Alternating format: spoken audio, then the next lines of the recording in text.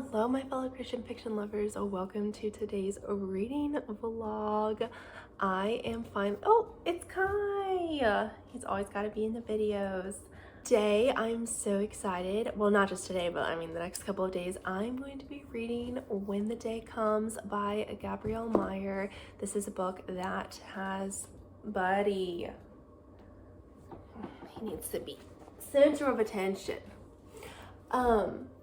This is a book that has definitely been all over BookTube. The Timeless series has been all over YouTube, and I really want to enjoy it. Like, I want to enjoy the series, and I started the book today. Well, today or last night, I can't remember. And I'm 7 chapters through, but basically like 100 pages through, and so far it's definitely intriguing. So the premise is Libby has 2 lives, and she lives every day twice in 2 different timelines. The first is in 1774 in Williamsburg, Virginia. She and her mom run a printing press that they have taken over since her father passed 6 months ago. Okay, Kai, you just tell them all about it. You haven't even read the book. Okay.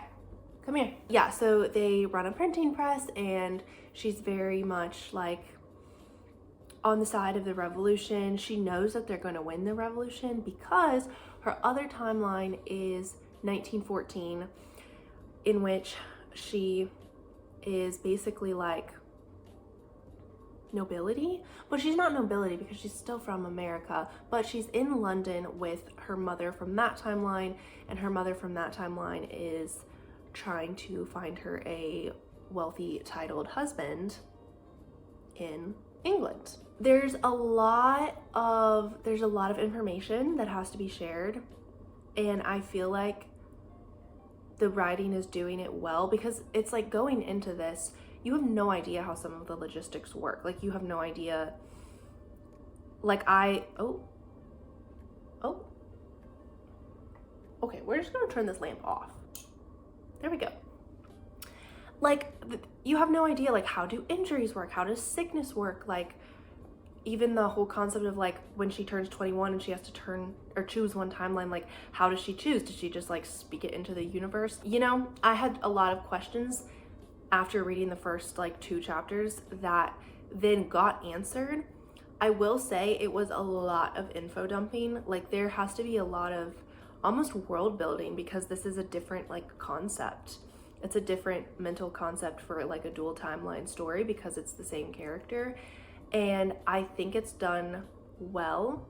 If I like this book and continue the series, which I assume I will, because so far it's really well written, I would hope that that amount of info dumping would not occur in every book. So far, neither timeline is really sticking out to me as one that I prefer more. She's very much, I'm not going to like spoil anything obviously, but from the first 100 pages, she's very much like all in on Williamsburg, Virginia. She's like, this is my timeline. I hate my other life.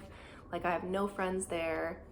And in her 1774 life, her mother was a time crosser until she was 21. So she like can relate to her mom in that way, and she can't relate to anyone else in 1914. I'm enjoying it, but like it's just like, it's intriguing, you know? Anyway, I'm gonna get back to it, and yeah, it's a very easy read. I keep talking, I need to just stop and get back to reading it, but it's easy to get through. It's not like super complicated, and I was worried about that because, like I said, there's a lot of logistics that you have to explain when you're making up a whole like time crossing phenomenon. So let's get back to it.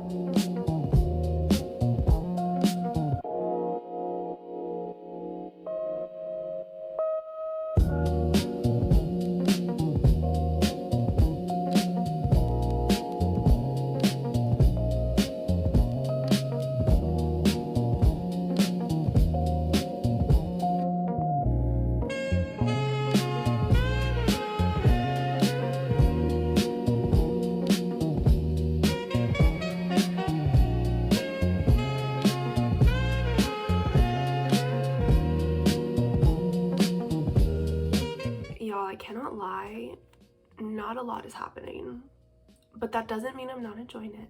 let me explain. So basically, I am 223 pages, 17 chapters through this book, and I just kind of feel like not a lot has really happened. Like, the plot structure is not there in the way that it is in other dual timeline books. And I know this is not, like, this is a dual timeline book, but it's different because it's the same character. I feel like Libby, the main character, I feel like Libby spends a lot of time internally dealing with the fact that she lives two lives and doesn't always pay a lot of attention to the things that are happening, like, in those lives, if that makes sense. And, like, I don't know, I like this book. I do. I just feel like more should have happened by, like, this point in the story than has already happened. And, like, especially in the Williamsburg plot, there was a thing in the first chapter where the printing press that Libby and her mom run was in debt, and the, like, I don't know, some person in the, like, government or whatever, like, came to the shop and was like, this is your final warning, you need to pay your debts or we're going to take one of you to jail or indenture one of your younger sisters, one of Libby's younger sisters. And I really thought that that was going to be the huge driving thing in the Williamsburg plot, was, like, trying to stay out of debt, trying to keep her sisters from becoming indentured servants. And that really, like, it got solved really quickly. And it just seems like every little problem that comes along, like any little money problem that has come along in the Williamsburg plot, just, it gets solved. And there's not a lot of, like, there's not a lot of tension of, like, oh, like, what's gonna happen, because she's so, like, I'm gonna stay in this timeline, I'm gonna stay in 1774, and she knows, just because, you know, she had to go to school in 1914, she knows that America is going to win the Revolutionary War. So she knows if she stays in 1774 that she's going to be a part of a victorious America and that everything is going to work out. And she doesn't know if that's going to happen with the war in 1914, with World War I. And then in 1914, there is a lot of drama, a lot of drama, but I feel like we're not really getting as fair of a representation of it as we could, because she spends so much time telling us, the reader, how much she hates her life in 1914 and how much she can't wait to leave it behind. Like, legitimately every chapter in the 1914 time, she's like, I hate it here so much, like, my Mother Wells is horrible, I can't believe she's forcing me to meet these suitors, and, like, I hate it, I hate it, I hate it, I can't wait to leave it all behind. And I'm like, you've lived half your life here. You have to have some fondness for this timeline. Like, to me, the way she talks, it makes it seem like she's lived more life in 1774 than she has in 1914, just because of how much she legitimately hates that timeline. Like, with every fiber of her being, she hates it. I don't know. I see where she's coming from, though, because her mother in 1914 is, like, pretty awful, and her mother in 1774 was also a time crosser, so she can, like, fully relate to her in that aspect. But I'm still enjoying it, and, like, it's very easy to read through. Like, the storyline flies, and we finally reached an event in 1914 that has given Libby a purpose to stay there, which I've been waiting for, because truly, minor spoilers, but truly this entire time, the rhetoric has just been, I hate 1914, I love 1774, everything keeps working out in 1774 for me and my family's good and benefit, and everything in 1914 is just working to make me hate my life. And I can't wait to leave. And now finally we have something that's like, okay, she has a purpose, she's enjoying what she's doing every day. Is this gonna cause her to want to stay? I don't know. I don't think it's enough to tip the scales. If it does, I'm going to be shocked. And I won't tell you guys Maybe I'll do a spoiler section at the end. Like I'll finish up and then I'll do a spoiler section. At this point in the story, I will be shocked if she chooses 1914. Like what in the world could happen in the next 6 months of her living there that would make her choose it? I cannot think of anything. I really can't. Right now we're sitting at like a 3.5 star, but I do know, I have heard a lot of people say that this series gets better as it goes on. So I would definitely be I would definitely be willing to read the next few books because I've heard rave reviews for many of the ones after. Yeah, gonna go to work. Hopefully I'll read this during nap time at work. And maybe I'm hoping I can finish it either today, but most likely tomorrow. All right, I'll see y'all later. Hey Bubs, is you gonna read the book with me? You can give the people all your thoughts on When the Day Comes. You gonna give us your thoughts? What are they? Hey, what about you? Do you have thoughts? Sweet girl. You my reading buddies. Yeah. Hello, I am home from work. I am really in desperate need of a shower, but I'm so hungry. I often come home from work really hungry, and so I have some snacks. Obviously I take like lunch into work, but then I try and take one of these little containers every day with my snacks so that I don't have like a million little ones, if that makes sense. And then when I come home, if I haven't finished it during the day, I'll eat it when I come home. So I'm gonna try and eat that while I keep reading. But I got through a really decent amount of When the Day Comes during nap time. For those of you who don't know what I mean by nap time, I'm a preschool teacher. So every afternoon from 1 to 3, the kids take a nap or a rest time, whatever, and us teachers, we just monitor them and can kind of, as long as they're not awake or like in need of assistance, we can just kind of do what we want, which is really nice. So I read a lot. Something happened that I really didn't want to happen, and it's like completely changed. I think it's kind of like changing my view of the book, and like I don't know. Again, Libby just talks too much about how she doesn't like being a time crosser and how she hates 1914, which is now 1915. This really big thing that I was like, oh no, she's not gonna go there. Like, it's too obvious. She wouldn't use that, like specifically the author wouldn't use that ploy or that plot device. She did. And so I'm not happy about it.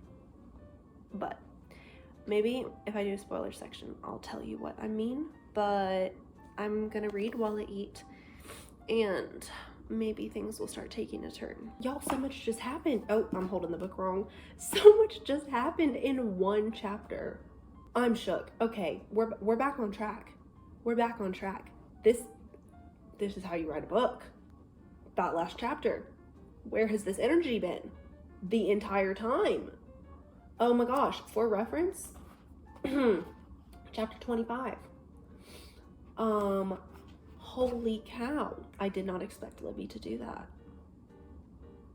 And I can't say that I think it was the right choice, but like, I totally understand why she did it. And if I had been in her shoes, I might have done the same thing. I needed a little plot twist, and I got one. The ending of this book took me out. What in the world? I was literally not expecting that at all. Like, what in the world? Okay, why is the light doing that with my glasses? Oh, that's just making it worse. Okay, sorry, I put my glasses on because my contacts were hurting my eyes, so we're just gonna have to deal with a little glare. What in the world? I am shocked. So this is not like a huge spoiler, but basically